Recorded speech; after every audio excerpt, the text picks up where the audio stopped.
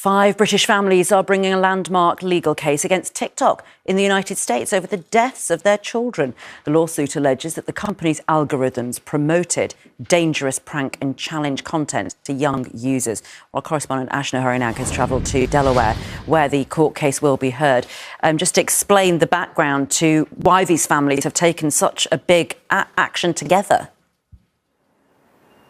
Well, the bottom line of this, Ranveer, is this is about accountability and transparency. We travelled overnight with 2 of the 5 British families over here to Delaware who are essentially going toe-to-toe with one of the biggest social media apps in the country, let alone the world, and also its parent company, one of the biggest tech conglomerates in the entire world. TikTok, we know, is one of those companies that has always denied any wrongdoing when it comes to the deaths of these children. These families believe that their little ones were bombarded with harmful content, that they were hooked on an addictive app that they couldn't get away from. And it's why they are now pursuing this court case in the United States. All eyes will be on Friday's hearing.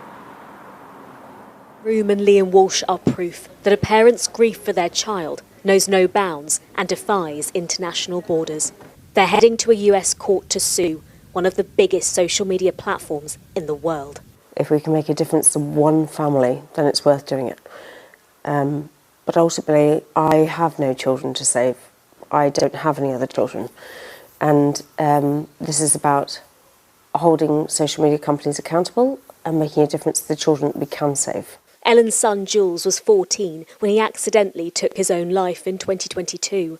Ellen and 4 other families believe their children died from injuries they sustained while taking part in a TikTok challenge that went wrong.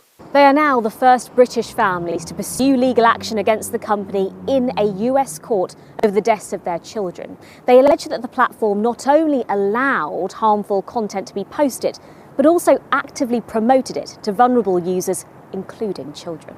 TikTok will want to close this case down at the earliest opportunity.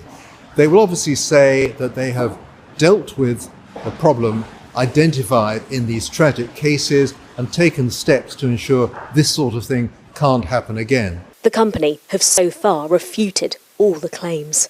TikTok told us it strictly prohibits content that promotes or encourages dangerous behaviour and removes 99% of material that violates its rules before it's reported.